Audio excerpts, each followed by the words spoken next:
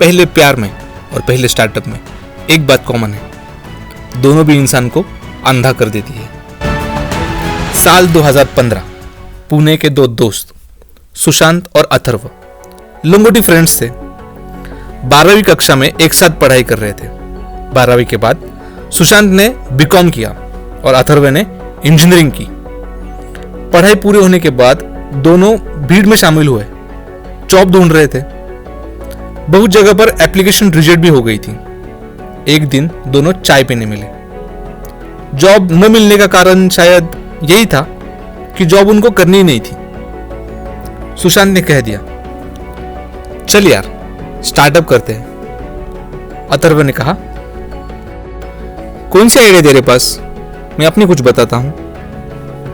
वहां बातों बातों में आइडिया मंथन हुआ। सुशांत ने फाइनल कर दिया, पॉम टॉम अनार जूस। शुरू करने के लिए फंडिंग नहीं थी और दोनों ने एमबीए भी नहीं किया था। ऐसी बहुत सारी समस्याएं थी उनके सामने। घर वालों को पता चला तो बोले, अगर बिजनेस ही करना था तो पढ़ाई पे खर्चा क्यों करवाया। पर किसी ने सही कहा है, जिनके हौसले बुलंद हो वहां रास्ते खुद खड़े हो जाते हैं। सुशांत और अथर्व ने फूड प्रोसेसिंग का अभ्यास शुरू किया। उन्होंने ये तय किया कि फंडिंग की समस्या पर उत्तर कॉस्ट कटिंग ही रहेगा। शुरुआत उन्होंने स्क्रैच से की। बाजार से कुछ अनार लाए, उसका जूस बनाया, उसको अलग अलग मेथड से प्रोसेस करते थे। घर को जैसे लैब ही बना दिया उन्होंने। ट्रायल एंड एरर से उन्हें सक्सेसफुल फॉर्मूला मिला। फूड टेस्टिंग लैब से अप्रूवल भी आया। ये मोमेंट बहुत ही एक्साइटिंग था। इस अनार जूस का 6 महीने का शेल्फ लाइफ था। इनका अगला टास्क था मैन्युफैक्चरिंग सेटअप बनाना। दोनों भी बहुत जुगाड़ू थे। उन्होंने जूसर, हीटर और पैकेजिंग मशीन का स्टडी किया। यूट्यूब पे machine design play and pause करके नोट्स बनाए।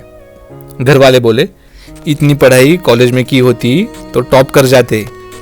दोनों ने इंडस्ट्रियल एरिया की स्टील इक्विपमेंट कंपनियां ढूंढ निकाली। वहां जाकर अपनी डिजाइन के अनुसार कस्टमाइज्ड मशीन बनवा ली। बची कुची ऑनलाइन और OLX से सेकेंड हैंड ले ली। जुगाड़ नीति बिजनेस में काम आई। कम पैसे में काम बन गया और जो पैसे लगे वो भी अपने पॉकेट मनी, सेविंग से थे और कुछ अपने दोस्तों से उधार लिए थे। सारी मशीन्स बन गई। मैन्युफैक्चरिंग सेटअप अथर्व के घर में बिठाया। अथर्व ने अपना बेडरूम खाली करवा दिया। सारी मशीन्स टेस्टिंग होने के बाद एक दिन उद्घाटन का तय हो गया। सुशांत ने अपनी कार में सुबह सुबह बाजार से 200 किलो अनार लाए। 1000 बॉटल्स की पहली बैच बन गई, पॉम टॉम पोमेग्रेनेट जूस।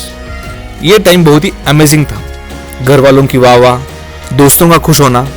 अथर्व बोला, ऐसे लग रहा है जैसे सिकंदर से युद्ध जीत लिया हो।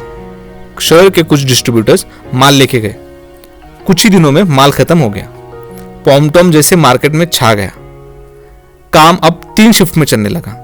अथर्व बस फोन पे ही लगा हुआ रहता था। पहले पैसे, माल पहुंच जाएगा। अब सुशांत और अथर्व को पूरे राज्य से बहुत सारी इंक्वायरीज आने लगी। उन्हें मैन्युफैक्चरिंग सेटअप छोटा लगने लगा। सप्लाई डिमांड से कई गुना पीछे पड़ने लगा। घर वालों का विरोध छूमंतर हो गया था। किसी तरह यह बात pomegranate research institute of India को पता चली। उन्होंने सुशांत को फोन किया और काफी सारी बातें की, शुभकामनाएं भी दी।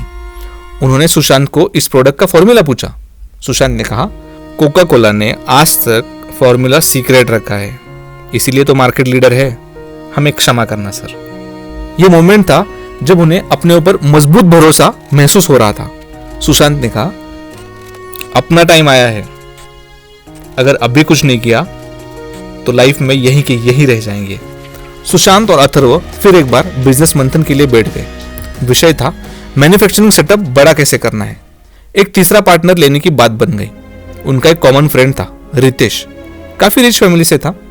कंपनी में हिस्से के बदले रितेश को कुछ पैसे और मैन्युफैक्चरिंग के लिए अपने खेत के पास जमीन देनी होगी। रितेश ने कहा, जमीन तो मैं कम रेट में कंपनी को रेंट पे दे दूंगा, लेकिन पैसे तीनों को बराबर डालने होंगे।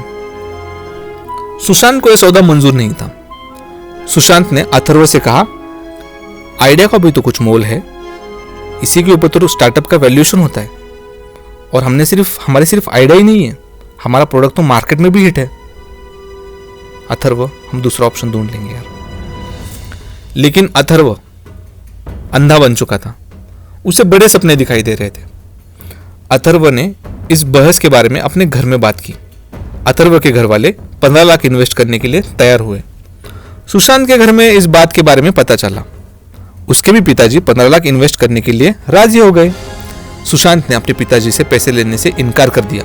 सुशांत ने कहा, बात पैसे की नहीं है पिताजी, बिजनेस सूत्रों की है। अथर्व ने एक बीच का रास्ता निकाला। रितेश और अथर्व 15-15 लाख इन्वेस्ट करेंगे। इन दोनों को 40-40% शेयर मिलेगा और सुशांत को बिना पैसे निवेश किए 20% शेयर मिलेगा। कंपनी के नाम पे 15 लाख का लोन लिया जाएगा। सब मिलके 45 लाख की अमाउंट बन जाएंगी और रितेश का प्लॉट सब्सिडाइज रेट पे रेंट पे। तीनों इस बात पे मान गए। कंपनी शेड का कंस्ट्रक्शन शुरू हुआ। अब मशीनरी खरीदारी और मैन्युफैक्चरिंग की प्लानिंग पे मीटिंग्स चलने लगी।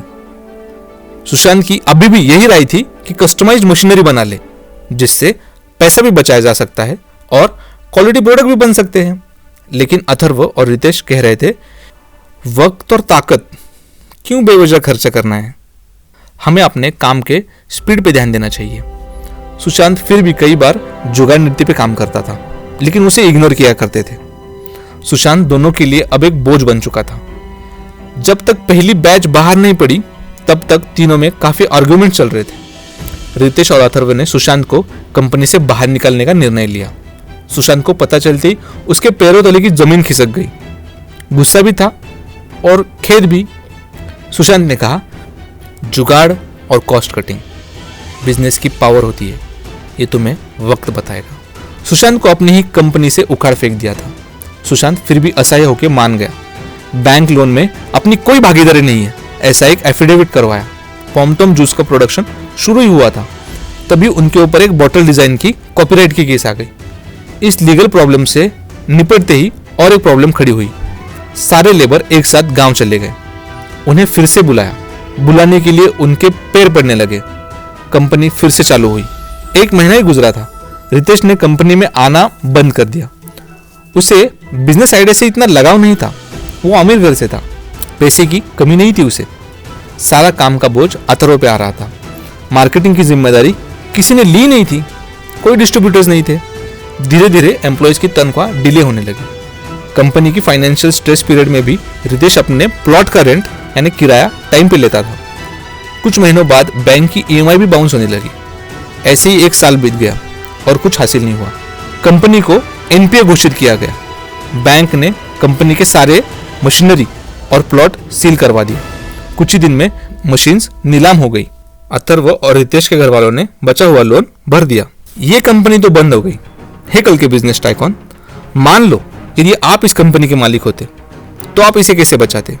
2 ऑप्शन है आपके पास, 1 कॉस्ट कंट्रोल या 2 बड़ी फंडिंग। अगर मन से उत्तर दोगे तो मैं विश्वास दिलाता हूं भविष्य में आपके लाखों रुपए बचने वाले हैं।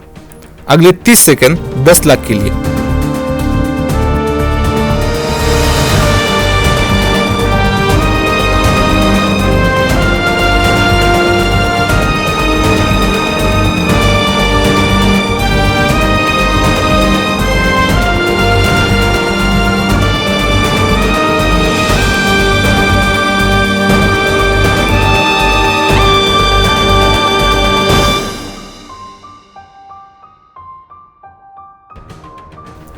जवाब है कॉस्ट कंट्रोल। एक मटके में कितना भी पानी भरो, अगर उसमें छेद है तो वो कभी भरने ही नहीं वाला। अल्टीमेट आंसर है जुगाड़ नीति। जितने भी बिजनेस टाइकून को आप जानते हो उसमें से एक भी ऐसा नहीं है जिसने जुगाड़ नीति यूज नहीं की। आगे भी एक्साइटिंग कहानियां लेकर आऊंगा। तब तक बस एक काम करना है, सिर्फ 10 दोस्तों को ये कहानी शेयर करनी है अभी के अभी। 10 में से एक के भी बिजनेस को आप बचा पाए तो मेरे वीडियो का पर्पस पूरा हुआ, ऐसा मैं मान लूंगा। स्टार्टअप कहानियां शेयर करो, फिर से सुनहरा भारत बनाओ।